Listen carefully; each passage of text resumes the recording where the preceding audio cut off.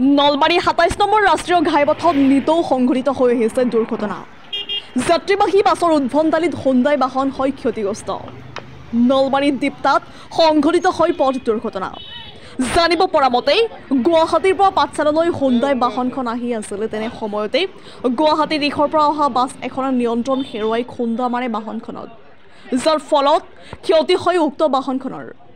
ঘটনাত কোনো লোকৰ ক্ষয়ক্ষতি হোৱা নাই যদিও বাহনখনৰ পিছৰ অংশ সম্পূৰ্ণ ক্ষয়ক্ষতি হয়।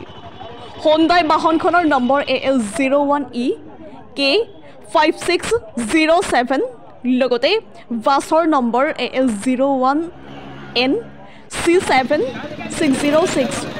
বাছ চালকক নাকি লগাবলৈ পৰিবহণক আহ্বান হুণ্ডাই বাহনৰ চালকৰ। মানে গতিবেগতে 50 গতিবেগত মই আহি আছোঁ। এইখিনি আহি থাকোঁতে হঠাতে কিশোৰ এজন, তেওঁ নাবালক আছিলে, বাইক এখন লৈ পেলাই চাইকেল আৰোহী এজনক খুন্দাই দিয়ে। চাইকেল আৰোহী এজনক খুন্দোৱাত তেওঁ বাইক আৰোহীজন কিশোৰজনে ধলং পলংকৈ আহি আছিলে।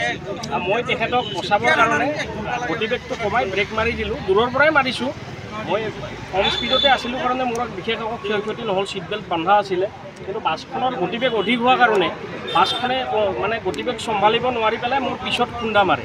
খুন্দা মৰাৰ ফলত আপোনালোকে দেখিছে বাহনখনৰ যথেষ্ট ক্ষয়ক্ষতি হৈছে। মই গুৱাহাটীৰ পৰা পাঠশালা গৈ আছিলোঁ।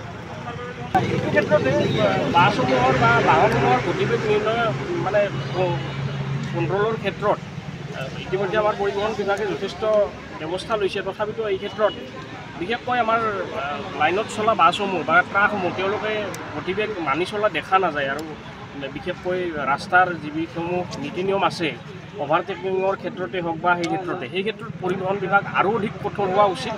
আৰু এই ক্ষেত্ৰত মানে এৰি দিব নালাগে। কঠোৰ মানে তাৰ যি নিয়মমতে ব্যৱস্থা আছে বিভাগৰ, সেইমতে ব্যৱস্থা গ্ৰহণ কৰিবৰ কাৰণে মই আহ্বান জনাইছোঁ। যথেষ্ট ক্ষয়ক্ষতি হৈছে। মই ইতিমধ্যে ইঞ্চুৰেঞ্চৰ লগত কথা পাতিছোঁ। প্ৰায় 1.5 লাখ 2 লাখ টকাৰ ক্ষয়ক্ষতি হৈছে।